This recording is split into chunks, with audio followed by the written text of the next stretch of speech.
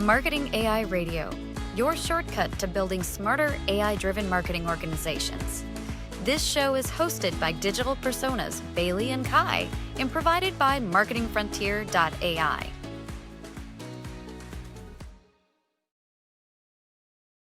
All right, so get this. We're going deep into machine learning and marketing today.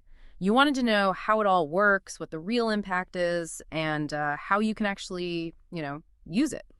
We've got some really cool insights from a guide called Machine Learning in Marketing, Beginner's Guide. And let me tell you, it's going to change how you think about marketing. Yeah, it's amazing how much everyone's talking about machine learning. But this guide, it cuts through all the hype and shows how it's, delivering real results for companies, all kinds of companies. Exactly. Did you see that McKinsey research? They found that companies using machine learning are seeing revenue increases anywhere from like 3 to 15%. And some are even reducing customer churn by almost 80%. I mean, wow. Yeah, those numbers are pretty impressive. They really show how machine learning is moving past, just theory and into practical, impactful applications. Okay, so let's break this down a bit. The guide does a really good job of explaining all those, AI buzzwords like AI, machine learning, and generative AI. It feels like everyone's using these terms, but it's can be tough to understand what it all really means. Totally. It's like all of a sudden everyone's speaking a different language, right? Yeah. But this guide, it makes it simple, uses this clever analogy like a family tree. Oh, yeah, I like that. It's like AI is the grandparent, right? Yeah. This big overarching idea of machines that can think, but the one actually doing the work, the parent, that's machine learning, sifting through all that data, making predictions. And then you have, the newest member of the family, generative AI. Everyone's talking about it because of tools like ChatGPT. It's all about creating content, based on what it's learned. So it's like ChatGPT is writing those catchy slogans, but machine learning, that's the one figuring out who sees those slogans and when they're most likely to click. It's like next level targeting. Exactly. It's like having a personal assistant who knows your customers better than, maybe even they know themselves. I bet some people are thinking, hang on, isn't that what my business intelligence tools already do? That's a great question, right? Yeah, it's something people get confused about a lot. The guide uses a really great analogy to explain the difference. It says business intelligence, it's like looking in your rearview mirror. Tells you what already happened. Yeah. Which is helpful, but machine learning, that's like having a GPS that can predict traffic. It's looking ahead, telling you what's likely to happen next. So instead of just knowing, which social media posts did well last month, machine learning can predict what kind of content will go viral next week. That's staying ahead of the game. Absolutely. It's moving from hindsight to foresight. You're not just reacting, you're shaping the trends. Okay, so let's talk about some companies that are, actually doing this successfully. The guide has some awesome case studies, and one that really stood out to me was Sephora. They're using machine learning to personalize that beauty shopping experience for, millions of customers. It really is amazing how Sephora has made that personalization feel so human, even with, so many people. It's not just about recommending products you've bought before. It's about really understanding, your individual needs and preferences. It's like having a personal beauty consultant, but in your pocket, right? And what I find fascinating is Sephora didn't start with some huge, complex system. They started small, focused on one thing product matching, and built from there. That's a smart strategy. They started with this system called Color IQ. It uses machine learning to analyze your skin tone and, recommend the perfect foundation. It's super accurate, takes all the guesswork out of it. And then they added that virtual artist tool. You can try on makeup, using your phone, like having a virtual makeover in seconds. Oh, and get this. They even use machine learning to predict their inventory. Mm-hmm. That way they can make sure they have the products you want, in stock. No more out-of-stock disappointment. That's so efficient. And the results are pretty incredible, right? They saw an 11% increase in conversions, a 50% increase in customer engagement, and their inventory costs went down by 15%. Yeah, those are definitely numbers any marketer would love. It really shows how machine learning can, affect every part of the customer journey from finding a product to actually buying it and beyond. Sephora is totally nailing it in the B2C space. What about B2B companies, though? The guide talks about Adobe, which is a must-read for, anyone in B2B marketing. Definitely a great story. Adobe was facing a challenge that a lot of B2B companies deal with, customer churn. They needed a way to figure out which customers might leave, before they actually did. Because once a customer leaves, it's so hard to win them back. Prevention is key. Exactly. And that's where, machine learning came in. They built predictive analytics right into their platform, developed these super sophisticated algorithms to analyze, customer behavior. They even automated their lead scoring to find the most promising prospects. And it really worked. They could predict customer churn with like 85% accuracy. Lead conversion went up by 30%. But the number that really got me was the $300 million revenue impact. It's a really powerful example of how machine learning can actually affect your bottom line. And it's inspiring that they didn't just focus on one thing. They used machine learning in multiple areas to improve their whole customer lifecycle. All right, so we've seen some amazing results, but I know everyone's thinking, how do I actually get started with machine learning? Well, the guide has a really practical roadmap, and it all starts with your data. You got it. Data is what fuels machine learning. It's the first step to unlock, all that potential. The guide says to take stock of the data you have, figure out what's missing, and bring your IT department in early on. Makes sense. They're the ones who, really know your data inside and out, right? They can help get everything organized and accessible. Absolutely. Start by cleaning up, like, your most important data sources. Things like your CRM, your transaction history, your website data. No need to do everything at once. Just focus on the key stuff. Yeah, just those key data sources. And when you're building your team, you don't need a whole data science department right away. Think about, key roles like a marketing operations manager, a data analyst, maybe a marketing technologist. And what about our current marketing team? They're the ones with all the customer knowledge, but they'll probably need some training, right? Like basic data and machine learning concepts. Totally agree. You need a good mix of marketing know-how and technical skills to, really make machine learning work for you. The guide also says to start small. Like, don't try to do too much at once. Pick a project where you can actually see, measurable results in a few months. Something like improving email engagement or refining your customer segmentation. Yeah, it's all about building momentum. Show the value of machine learning within your company. Okay, so we've prepped the data, we've got our team, and we've chosen our first project. Now what? Well, the guide suggests this really practical 3-month implementation program. Ooh. Okay, now this is getting interesting. Tell me more. It's a really smart way to break it down into, manageable steps. They say to spend the first month on, data prep. That means, cleaning the data, setting up those tracking systems, and making sure you got the tools you need to, work with it all. So it's like laying the groundwork, right? Before you start building. You got to make sure it's solid, it can support everything you're going to put on it. That's a great way to put it. And once you've got that, solid data foundation, month 2 is all about implementation.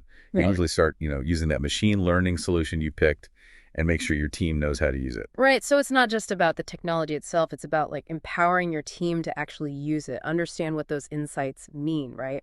Exactly. You want your marketing folks and your data folks working together. Yeah. And then that 3rd month, well, that's for keeping an eye on the results and making tweaks. Because machine learning, it's not something you can just set and forget. You got to be learning and adjusting all the time to really get the most out of it. It's like a constant feedback loop, right? Learning and optimizing based on what the data is telling you. Okay, so we've got our 3-month plan, but what about, the big picture? Where do we go from there?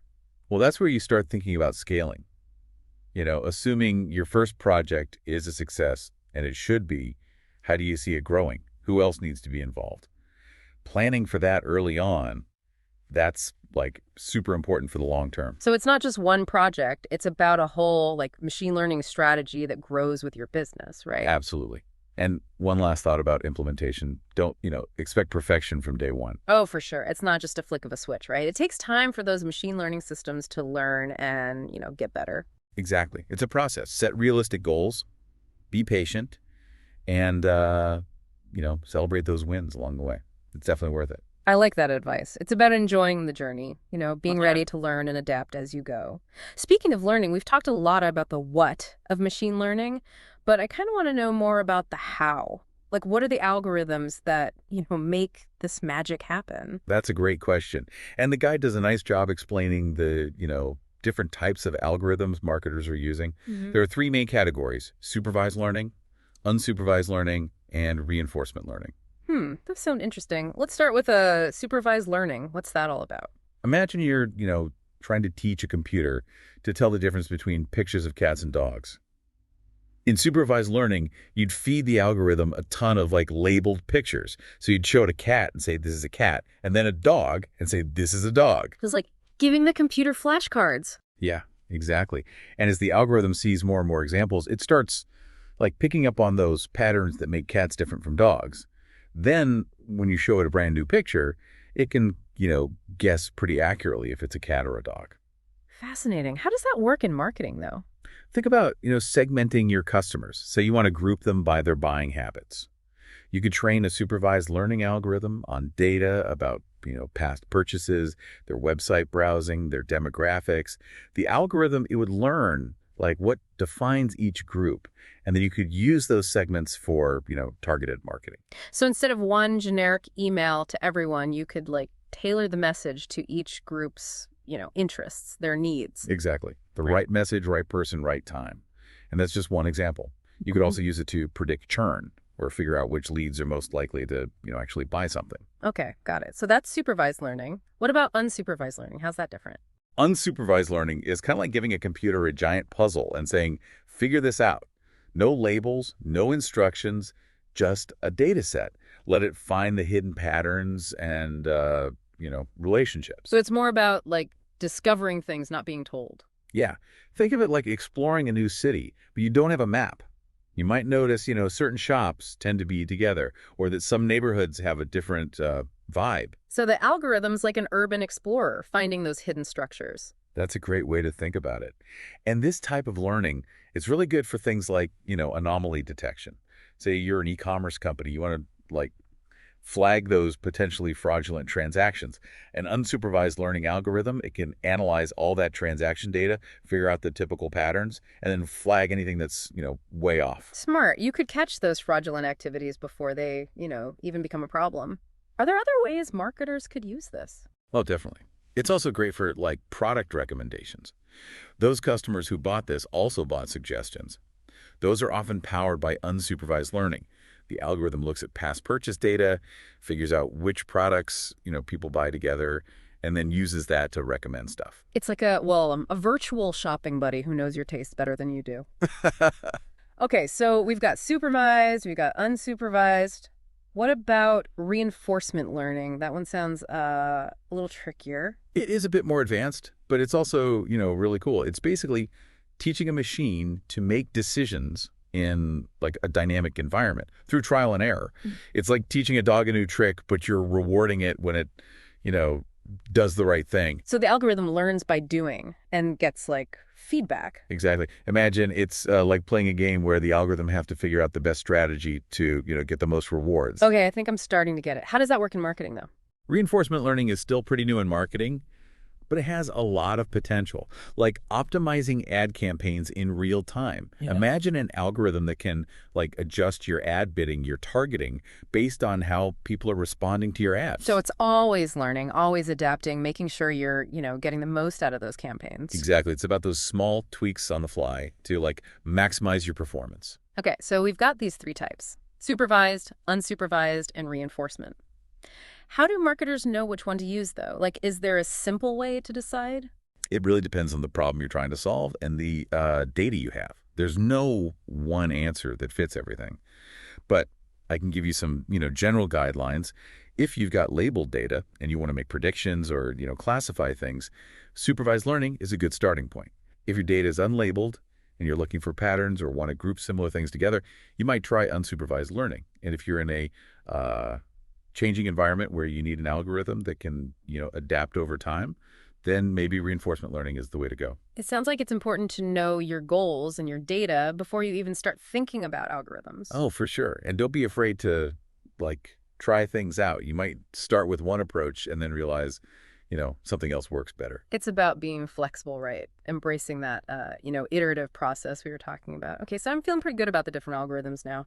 But I gotta admit, when I think about all this tech, part of me wonders, is this going to make, human marketers obsolete? It's a common concern. I hear it a lot. But I can assure you, machine learning isn't here to replace marketers. It's here to empower us. So it's about collaboration, not competition. Exactly. Think of it as like your superpowered assistant. It can do those repetitive tasks, analyze tons of data, and find those, hidden insights we might miss. Yeah. That gives us more time to focus on the stuff machines can't do. Yeah. Things like strategy, being creative, building those relationships with people. I like that way of thinking about it. It's not humans versus machines. It's humans and machines working together. So as we wrap up this part of our deep dive, what's the one thing you want our listeners to remember? I just approach machine learning with curiosity, with, excitement. It's a powerful tool. You can really change the way we market, but it's not about replacing human ingenuity. It's about, making it even better. And the best way to learn is by doing. Experiment, ask questions, don't be afraid to, mess up. That's how you figure out the true potential. That's great advice. Speaking of potential, when we come back, we'll be diving into the future of machine learning. Those trends that are changing the industry and what you need to know to stay ahead of the curve. We'll also talk about, some common misconceptions people have about machine learning, things that might be holding you back. So stick with us. The best is yet to come. All right, welcome back to the deep dive. So we've talked about how machine learning is already changing things, dug into those algorithms, and even busted the myth that it's going to replace marketers. Phew. But now, let's look ahead. What's in store for the future of machine learning and marketing? Well, the exciting part is we're just getting started, really. Yeah. One trend that's, really taking off is hyper-personalization. Okay, I've heard that term, but what does it actually mean? Help me picture it. Imagine every time you interact with a brand, it feels like it's made just for you. Yep. Not just, basic demographics or what you bought before, but like your real-time context, how you're feeling, even your needs at that exact moment. So my fitness tracker knowing I'm tired after a long day and suggesting some yoga instead of, a crazy workout. Exactly. Or like your grocery app reminding you to buy allergy meds because, pollen's high in your area. That hyper-personalization, it takes some serious machine learning, analyzing tons of data, adapting in real time. But the potential to create really meaningful experiences for customers is huge. That's mind-blowing. What other futuristic stuff is on the horizon? Predictive customer service. Imagine brands knowing about problems and fixing them before they even happen. So no more waiting on hold, complaining. Sign me up for that. Right. Wow. Think about your internet provider knowing there's an outage in your area and telling you before your Wi-Fi even goes down. Or your bank flagging a weird transaction and checking with you right away so you don't have to deal with the hassle later.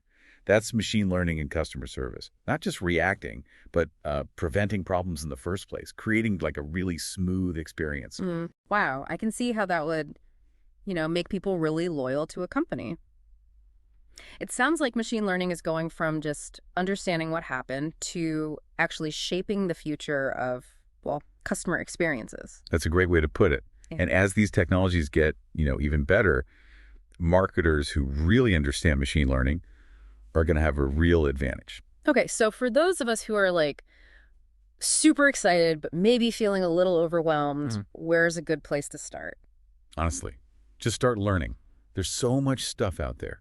Online courses, blog posts, even podcasts like this one. Hey, that's us. We're here to help. You don't need to become a data scientist overnight. Just start with the basics, the terminology. Then, get your hands dirty, try out some of those tools that are out there. A lot of marketing platforms, they have machine learning built in. You can just start using it. So you can see how it works in real life without having to, build those complex algorithms yourself.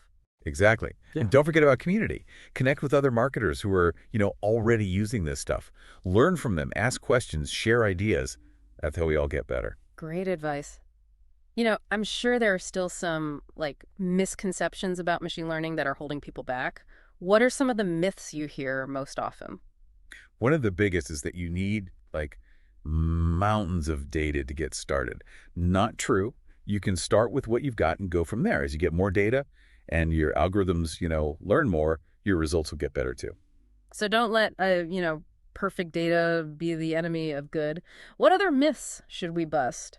Another one is that it's this super complex black box that only tech people can understand. Not at all. There are tons of tools out there that make it, pretty user-friendly.